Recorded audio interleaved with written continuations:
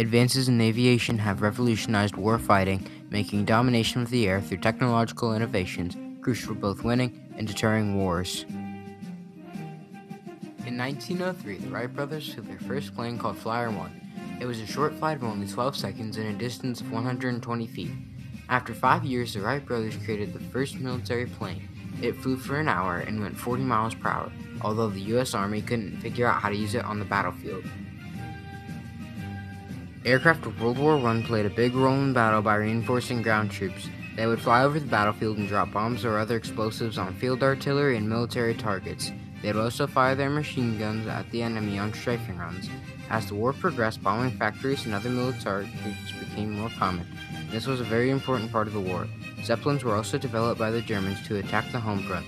The government used this fear to help recruit young men for the Royal Air Force, also known as the RAF. Another important use of aircraft in World War I was reconnaissance.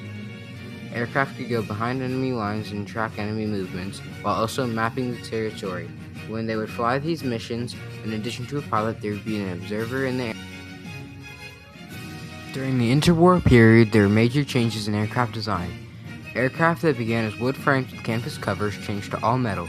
Most aircraft engines from the war could fly up to 120 miles per hour, but by the time that World War II began, the engines had increased to up to 350 miles per hour. Cockpits were also fully covered instead of open to the elements as they were in World War I.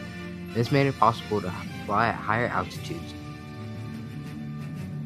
By the time World War II began, the aircraft design had changed from slow biplanes to faster-moving fighters. These aircraft were smaller and significantly faster, although there were also some slower-moving bombers. In the European theater, one of the main tactics was bombing. The USAAF, United States Army Air Force, and the RAF combined their bomber forces to create a huge group of bombers for many different missions. Even though they had similar goals, they had different methods. Before America entered the war, the RAF decided that daylight raids suffered too many casualties, so they switched to nighttime raids. During the nighttime, the RAF would bomb certain areas, sometimes hitting entire cities. When America was preparing for war, but still before they entered, they mastered the art of daytime precision bombing.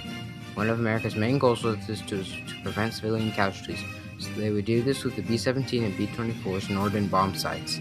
Soon America and Britain agreed that the U.S. would attack military targets during the day, while Britain bombed the cities during the night, which they called the Combined Bomber Offensive.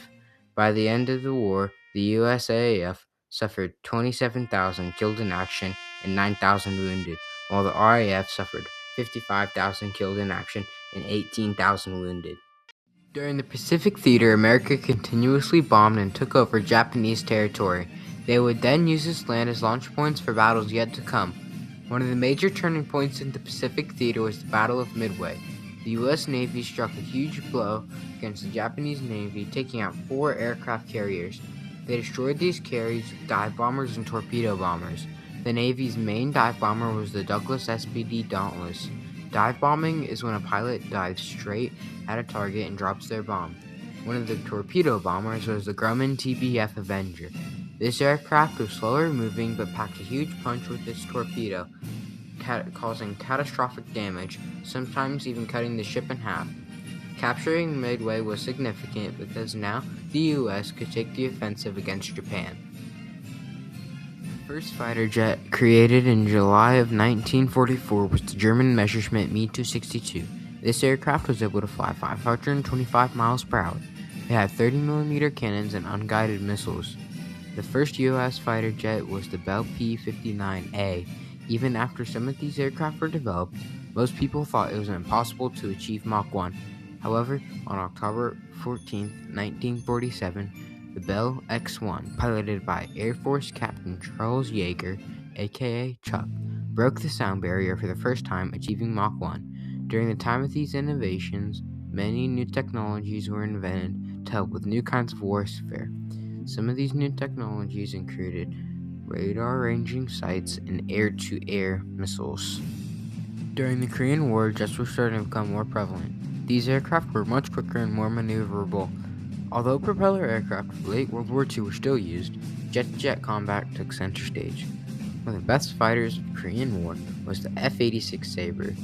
This aircraft was near supersonic with top speeds of 680 miles per hour.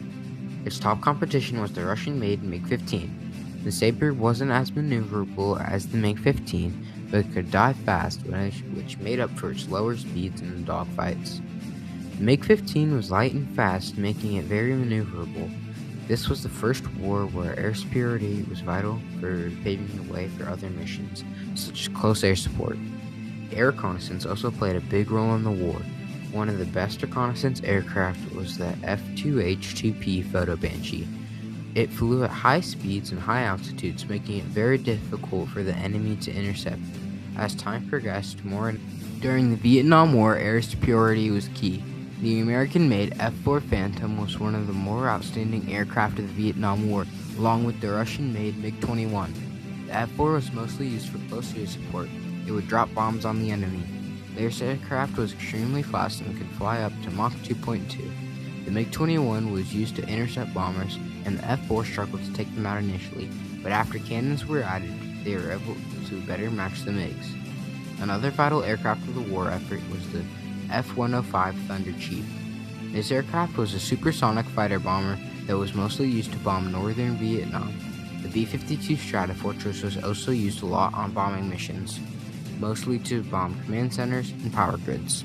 In Vietnam, there was an attack on the USS Maddox. Following this attack, the U.S. decided to launch an air campaign in northern Vietnam, codenamed Operation Rolling Thunder. More operations happened later in the war. Operation Linebacker 1 aimed to break the northern Vietnamese Easter offensive and to start peace negotiations. Linebacker 2 started when peace talks paused in December. The U.S. started to bomb the capital city of Hanoi and the port at Haiphong. The B-52s were significant in these operations, dropping 15,000 to 20,000 pounds of bombs. After struggling to destroy bridges in Vietnam, engineers went back to the drawing board. Their research led to developments in better radars and head-up displays, HUDs. Intelligence sources also informed us that Soviets were developing more advanced fighters. To combat these more advanced fighters, the U.S. created the F-15 Eagle. This aircraft was an outstanding fighter for air-to-air combat. It had incredible speed and maneuverability, as well as acceleration, range, and weapons. Around 2 years later, the F-16 Fighting Falcon was created to be a lightweight, less expensive aircraft. F-16 was the first fly-by-wire aircraft to go into production. This meant that it did not need a mechanical backup control system. Later, the Navy put the F-18 into production. In the early 1980s, stealth technology for aircraft began to emerge. Aircraft such as the F-117 Nighthawk and the B-2 Spirit were essentially invisible to enemy radar. The next phase of the aircraft evolution incorporated stealth into tactical fighters. The first aircraft of its kind was the F-A-22 Raptor, developed in 1997. It showcased supercruise, thrust vectoring, and an upgraded radar system. The newest fighter is the F-35 Lightning, which first became operational in 2015 and will be in service for at least the next 20 years. Throughout the 20th and 21st centuries, aircraft have evolved and changed warfare. Many changes in aircraft technology have also affected everyday life. More aircraft innovations will happen in the near future and will affect warfare even more. We will see what the future holds for manned aircraft as more unmanned aircraft emerge.